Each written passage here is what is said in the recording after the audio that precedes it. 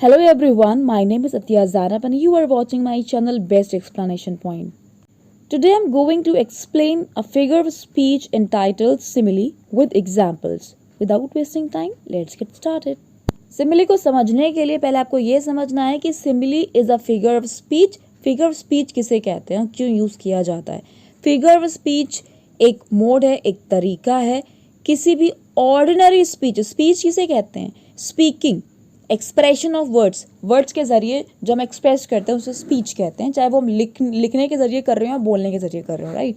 तो अपनी ordinary mode of speech को मोर पावरफुल बनाना, उसको ग्लोरीफाई करने से हमारा जो स्पीच है वो क्या बन जाती है? प्लीजिंग, दूसरों को सुनने में अच्छी लगती है जो हम बोलते हैं, राइट? और डिस्टिंक्टिव हो जाती है, अलग हो जाती है। तो जिन चीज़ों का हम यूज़ करके अपनी स्पीच को ग्लोरीफाई करते हैं उन्हें कहते हैं फिगर ऑफ स्पीच। जैसे किसी इंसान को ये बोलना है कि जो कहानी तुमने मुझे सुनाई बहुत पुरानी है, राइट? इस बात को हम कह सकते हैं the story that you told me is very old, right? But एक और बंदा अगर इस बात को ऐसे बोले, the story you told me is as old as the hills, यानी इतनी पुरानी जैसे हिल्स, राइट? तो सेंटेंसेस के मीनिंग में कोई डिफरेंस नहीं है, कहने का तरीका अलग अलग है, right?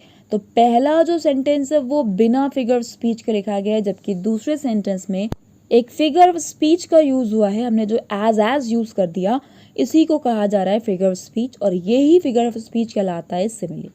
Now let's understand actually what is simile and why do we use it. Simile का मतलब होता है लाइकनेस, और लाइकनेस मतलब समानता, एक जैसा होना। अगर कोई दो चीज़ें एक जैसी हैं, हम उनको कंपेयर कर रहे हैं, और कंपेयर करने के लिए, उनकी लाइकनेस को कंपेयर करने के लिए हम कुछ वर्ड्स का, पर्टिकुलर कुछ वर्ड्स का यूज़ कर रहे हैं, जैसे एज, जैसे सो एज, जैसे like.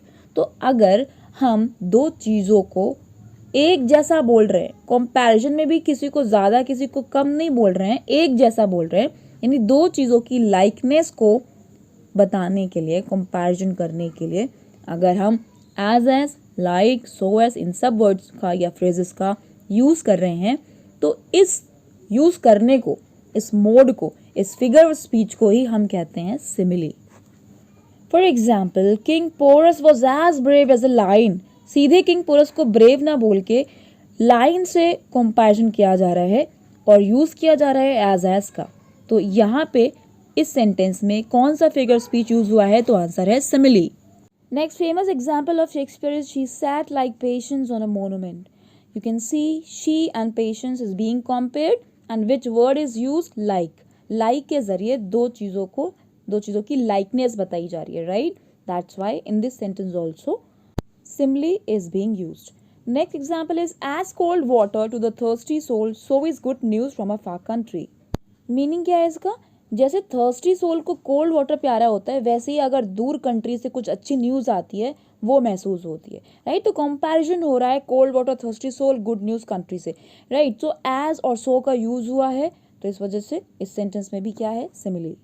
The next example is he roared like a bull.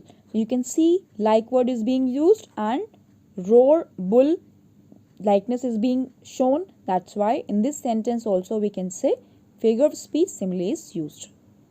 Next famous example of Wordsworth is thy soul was like a star and dwelt apart. You can see soul and star are being compared and like का use किया जा रहा है, so simile is being used here. तो ये सारे examples मैंने आपको famous राइटर्स के बताए हैं। इसके अलावा हम अपने डेली लाइफ में भी, यानी कि एवरीडे स्पीच में भी यूज़ करते हैं सिमिली का। For example, cool as a cucumber, sober as a जज, wise as a Solomon, innocent as a new born baby, cunning as a fox. इसके अलावा डेली लाइफ में बहुत सारे एक्शन वर्ड्स को हम कंपेयर करते हैं। For example, fight like a demon, run like a deer, drop like a stone, fit like a glove, cry like a child, sing like a lark.